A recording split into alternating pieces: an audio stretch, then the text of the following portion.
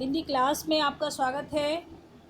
आज हम हिंदी गद्य खंड से महादेवी वर्मा द्वारा रचित रेखाचित्र गिल्लू का सारांश जानेंगे। चलिए शुरू करते हैं।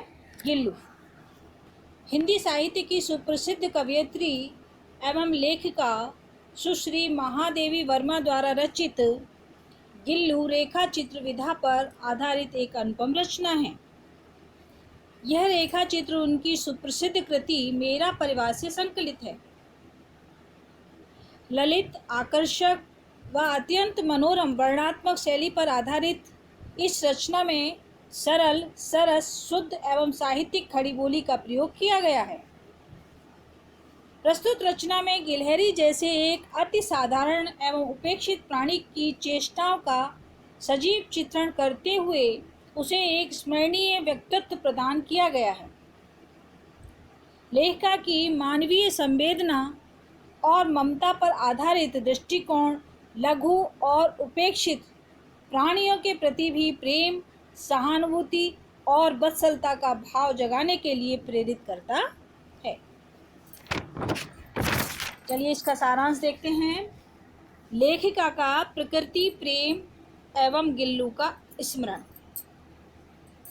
लेखिका यानी महादेवी वर्मा को प्रकृति से बहुत प्रेम था, इसलिए उन्होंने विभिन्न प्रकार के फूलों के पौधे गमलों में तथा फलों के बड़े बड़े वृक्ष अपने बगीचे में लगाए हुए थे।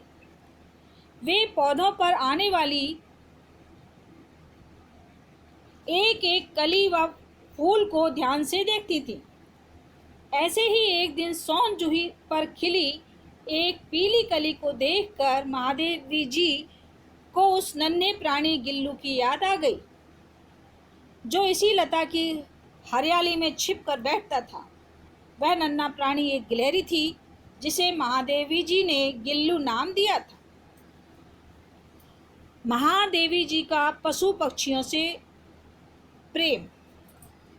महादेवी जी ने बहुत से पशु पक्षी पाले हुए थे, किंतु उनसे सबसे छोटा जीव यही गिल्लू था, जो महादेवी जी को अत्यंत प्रिय था।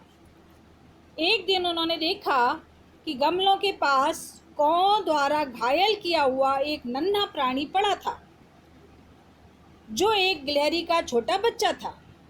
लेखिका ने दयावश उसे उठा लिया और उसका इलाज शुरू कर दिया। रुई की एक बत्ती से दूध पिला पिलाकर उसका पालन पोषण किया। कुछ ही समय में वह पूर्ण स्वस्थ हो गया। गिल्लू का नटखट स्वभाव। गिल्लू कैसा था? चंचल स्वभाव का।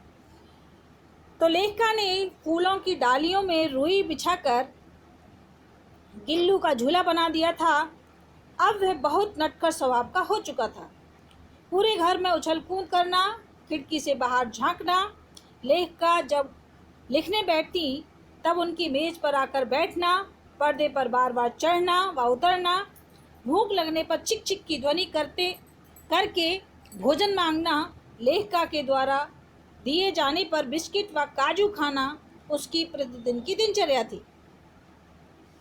गिल्लू का लेखिका से प्रेम। गिल्लू लेखिका से बहुत अधिक प्रेम करता था। वह खुली हुई जाली से बाहर चला जाता था, किंतु शाम को लेखिका जैसे ही कॉलेज से वापस लौटकर कमरा खोलती, वह तुरंत अंदर आकर उनके पैरों के पास उछलने लगता था।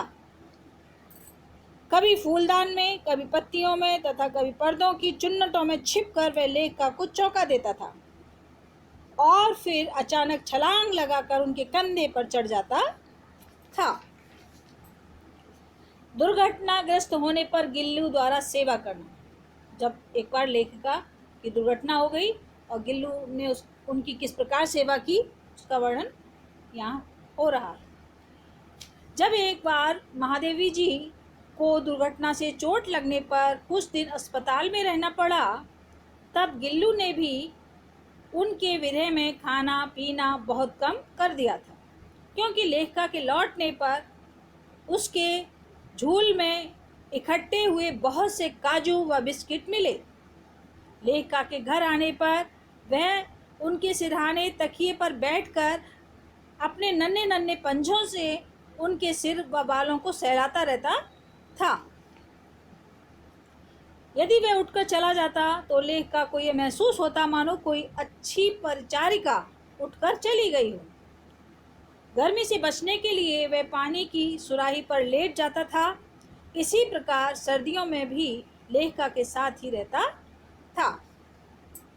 गिल्लू की जीवन यात्रा का अंत, यानी गिल्लू कैसे मरा।